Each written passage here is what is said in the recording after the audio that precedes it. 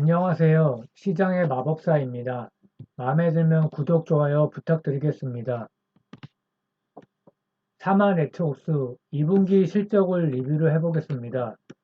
일단 다시 복습을 해보면 1991년 설립됐고 국내 최초 드라마 독립 제작사이고 낭만닥터 김사부 제일 최근에는 성혜교 주연의 지금 헤어지는 중입니다라는 드라마로 유명한 제작사입니다. 사업부와 작가 작품을 살펴보면 사마 네트웍스가 지배회사인데 스튜디오 아이콘이라는 종속회사를 눈여겨볼 필요가 있고요. 작품은 제가 아는 거는 낭만 닥터 김사부 1, 2고요. 내년에 또 3가 나온다고 합니다. 과거에 제빵왕 김탁구로 유명했고요. 제일 최근에는 지금 헤어지는 중입니다. 송혜교 주연이었고 이 작품 때문에 회사가 영업이익률이 크게 올라갔습니다. 송혜교 작가가 이렇게 인지도가 있기 때문에 판권 협상할 때 유리한 것 같습니다. 그리고 멜로가 체질이라는 드라마도 있고 극한 직업 유명하죠. 써니 그 외에 다른 작품은 잘 모르겠습니다. 그래서 작가를 많이 보유하고 있고요. 대체로 좀 말랑말랑한 드라마가 많았던 것 같습니다. 방금 말씀드린 스튜디오 아이콘이라는 자회사인데요. 2018년 10월 26일에 신설이 되었고 동일한 드라마 제작 사업을 하고 있습니다. 왜 있냐? 원소스 멀티 유스, OSMU가 굉장히 중요한 시대이기 때문에 OSMU 실현을 위해서 영화, 웹툰, 소설 각 분야의 파트너를 연계한 사업 구성을 담당하는 회사입니다. 그래서 드라마를 연계해서 인프라 확충, 또 지방자치단체와 함께 진행하는 사업도 구상 중에 있다고 합니다. 특이사항은 그 멘탈리스트 리메이크 제작 얘기가 계속 나왔었습니다. 몇 년 전부터. 근데 살펴보니까 제작을 이미 완료했습니다. 근데 방영이 아직 되고 있지 않은데 하반기 방영이 된다 이런 얘기도 있는데 정확하게는 방영이 미정입니다. 내년에 방영될 수도 있고 하반기에 될 수도 있고 아마 그런 가격 협상을 하고 있는 것 같습니다. 주주 구성은 최대 주주와 특수관계인이 38.5%를 보유하고 있습니다. 신사균 씨가 최대 주주이고요. 임원입니다. 특이사항은 자사주가 역시 8.3%나 있는데 대기업도 안 하는데 이렇게 조그만 회사에서 자사주를 소각할 가능성은 거의 없다고 보여집니다. 21년도에는 자사주를 담보로 EB라고 하죠. 교환사채를 발행을 했습니다. 자사주를 담보로 이제 그 자금 조달을 하는 것이죠. 그래서 보너스로 자사주를 나눠주던가 이럴 수는 있어도 이걸 소각할 가능성은 거의 없다. 그래서 참 한국 기업은 아쉽다. 환율만 내려가면 미국 기업으로 가야겠다. 또 한번 다짐을 해보고요. 21년 12월에 100억 규모의 교환사채를 발행했습니다. 이게 중소형 회사, 특히 OTT 제작사에는 이런 경우가 굉장히 많죠. 그 자금이 항상 많이 필요하기 때문에 그리고 방영했다고 바로 그 자금이 들어오는 게 아닙니다. 그래서 그런 것 때문에 이제 교환사채를 발행했고요. 표면 이자율 0%, 만기 이자율 1%에서 만기는 24년이고 이것도 리픽싱이 됩니다.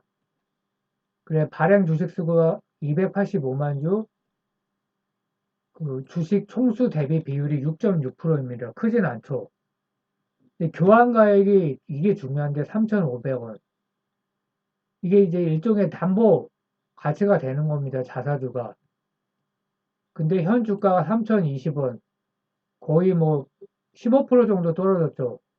그러면은 리픽싱을 할 가능성도 있습니다. 왜냐하면 담보인 그 주식 가치가 떨어졌기 때문에 그리고 처음에는 100억을 발행했지만 보니까 한 75억 정도 조금 줄어들기는 했습니다. 최초에 관심 가진 게 VIP 자산운용이 5% 이상 지분 취득을 해서 관심을 가지게 되었고요. 자, 최근에 실적 발표 후에 신규 시설 투자 공시가 또 났습니다. 113억.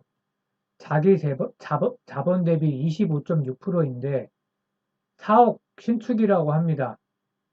그래서 그 공시를 살펴봤는데 위치가 같습니다. 서울특별시 마포구 상암동 6-1이죠. 근데 이게 21년 9월에도 똑같은 게 있어서 이게 무슨 일인가 해봤는데 당시에는 토지만 구입을 한 것 같습니다. 건물까지 나와 있지만 144억이었는데 이번에 이제 건물까지 오르는 것 같습니다.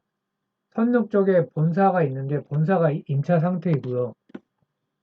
위치가 이렇죠. 선릉역 사거리에서 위치가 좋기는 한데 이 드라마 쪽은 아무래도 TVN이나 이렇게 방송국 MBC 뭐 다 이쪽에 있기 때문에 상암동에 그 제작사도 거기 많이 있습니다. 그래서 옮기는 게 좋은 것 같습니다. 자, 2분기 실적 이 부진해서 주가가 급락을 했는데요. 자, 작년에 실적이 크게 좋아졌죠. 특히 4분기에 많이 좋아졌습니다. 전체로는 20%였지만 계속 30% 이상을 유지했습니다. 분기별로. 그러다 갑자기 10%로 떨어졌죠. 이것 때문에 이제 주가가 크게 반응을 했습니다. 매출은 크게 늘었는데 왜 하락을 했는가?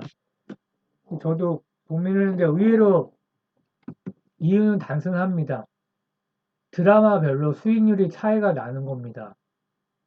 비싸게 팔 수 있는 게 있고 싸게 팔 수가 있는 거죠. 그럼 뭐에 따라서 갈라지느냐? 출연 배우 작가에 따라서 판가가 변화를 하는 겁니다.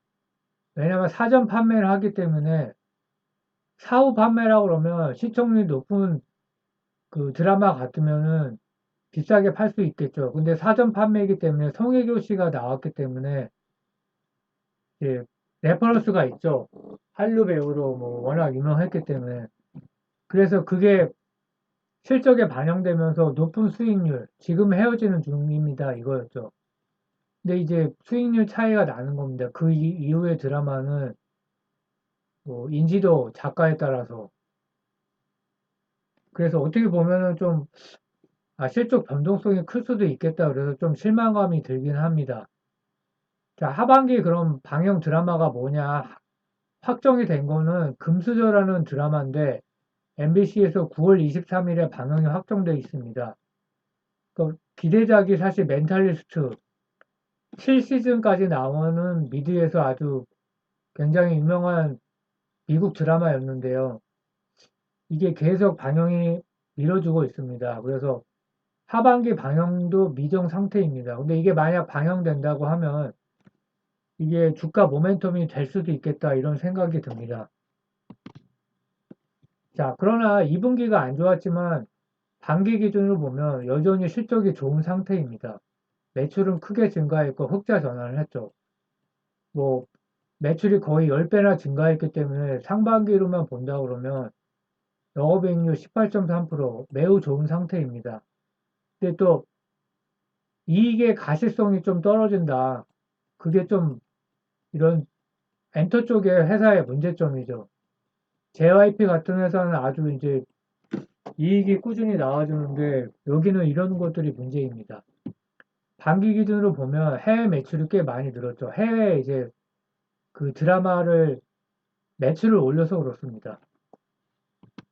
자, 기본적으로 여전히 고마진 회사인 거는 맞습니다. 18% 있기 때문에 자체 IP를 확보해서 그렇고 뭐 자산 가치도 있습니다. 유형 자산도 있고 근데 현금성 자산이 450억 정도 있어서 여전히 안전 마진이 있고요. 그리고 최근에 이게 미국의 그 통계가 나왔는데요. 미국의 스트리밍 회사 예, 점유율로 보면 넷플릭스, 유튜브가 1, 2위를 차지하고 있는데요. 아마존이 4위 정도 되고 훌루, 뭐 디즈니가 있죠. 스트리밍 점유율이 35%를 기록해서 사상 처음으로 브로드캐스팅 케이블 채널을 추월했다고 얘기합니다. 그 미국 기준이죠. 그래서 OTT가 코로나 영향으로 단순 유행은 아니라는 거죠.